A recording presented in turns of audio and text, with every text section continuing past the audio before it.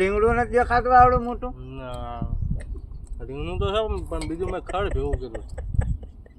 ઓલા ધાણા આવે. જય શ્રી કૃષ્ણ મિત્રો, તો આજ સવારના નવા બ્લોગમાં તમારા બધાનું સ્વાગત છે. અને જો અત્યારમાં તો આ બાળકીને લઈને રમાડું છું. તો અત્યારમાં આપણું કામકાજ છે, આપણે ઈટું ભરીને ટ્રેક્ટર ભરીને ઠલવા જવાનું છે. તો બ્લોગને તમે પૂરો કન્ટિન્યુ કરજો. જો આજે પ્રથમ કામકાજ પણ બધું ખૂબ કામકાજ છે આજે. તો બ્લોગને તમે પૂરો કન્ટિન્યુ કરજો, તમને ખૂબ મજા આવશે.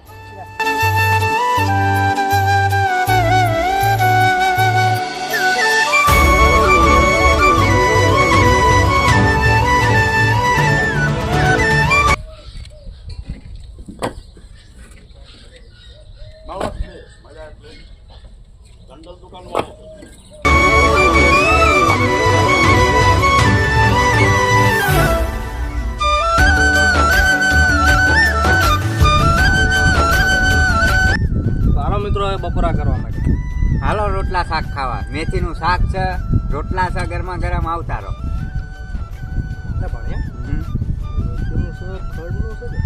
મેથીનું છે. મને ખડનું લાગે. મેથીનું છે, તમને શું ખબર? ખડનું છે બરાબર.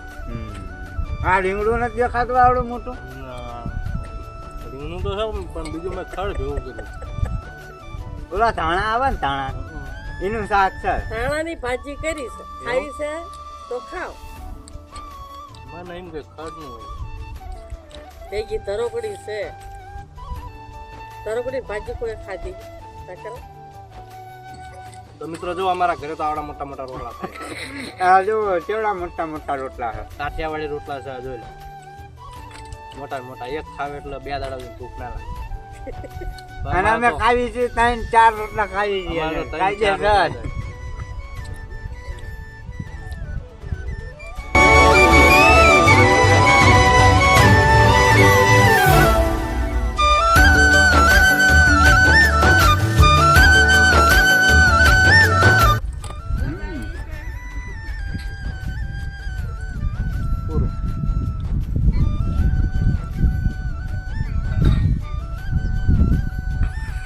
પૂરું મિત્રો આપણે જાય